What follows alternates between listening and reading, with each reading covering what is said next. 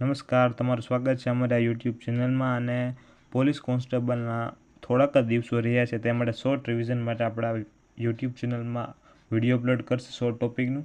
તો આજે આપણે જોવાના છે કે માનગઢ હત્યાકાંડ.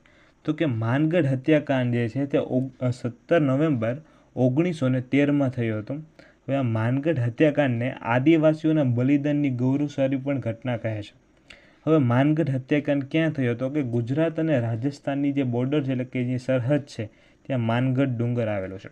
હવે આ માનગઢ ડુંગર ઉપર ગોવિંદ ગુરુની ભગત ચળવળથી ભીલોમાં નવજીવનનો સંચાર થયો હતો. એટલે કે માનગઢ ડુંગર ઉપર ભીલો રહેતા હતા અને ગોવિંદ ગુરુની ભગત ચળવળથી ભીલોમાં નવજીવનનો સંચાર થયો હતો. તેની સાથે સાથે આત્મસન્માનની ભાવના પણ વિકસી હતી અને અંધશ્રદ્ધા, વહેમો, બદીઓ, કુરિવાજો આ દૂર પણ થયા હતા.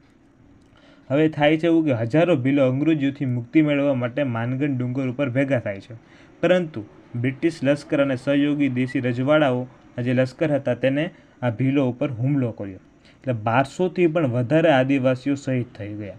આ ચળવળ દબાવી દેવામાં આવી, પરંતુ ગોવિંદ ગુરુની ધરપકડ કરી અને ત્યારબાદ ગોવિંદ ગુરુની જે જેલમાંથી છૂટા થઈ એટલે મુક્તિ થઈ ત્યારે તે કંબોઈ ખાતે રહ્યા, જે જિલ્લો દાહોદ અને તાલુકો લીંબડીમાં આવેલો છે, જ્યાં હજી પણ તેમની સમાધિ જોવા મળે છે.